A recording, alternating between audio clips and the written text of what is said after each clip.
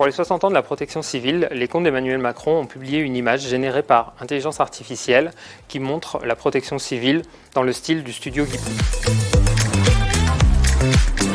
L'utilisation de ChatGPT pour générer ces images façon studio Ghibli a suscité d'intenses débats, d'autant plus que le fondateur du studio Ghibli s'est exprimé il y a quelques années pour dire toute sa détestation de l'intelligence artificielle. Par ailleurs, OpenAI se défend en invoquant le fair use, un usage loyal dans la jurisprudence anglo-saxonne qui considère qu'il y a une sorte d'équilibre entre les droits des ayants droit et l'intérêt pour les consommateurs.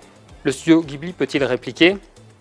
Difficile à dire, il ne l'a pas fait pour l'instant, mais il peut invoquer, par exemple, une pratique commerciale trompeuse, laissant penser aux utilisateurs de ChatGPT qu'il y a un accord commercial entre le studio Ghibli et OpenAI, par exemple.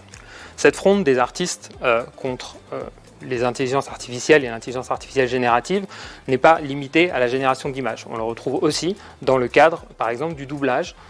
Depuis quelques mois, depuis quelques années même, des doubleurs, des comédiens de doublage et un certain nombre d'autres professions qui sont affectées par cette technologie générative montent au créneau et manifestent afin de protester contre l'utilisation et la réplication de leur voix par des intelligences artificielles.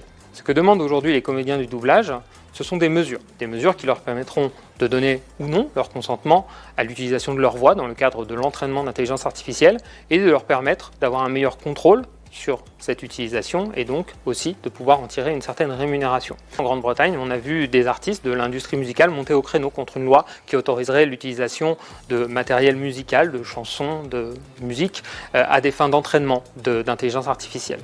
Le futur passera évidemment par une évolution de la loi et une évolution également des contrats, des conventions qui peuvent exister entre les artistes et les studios.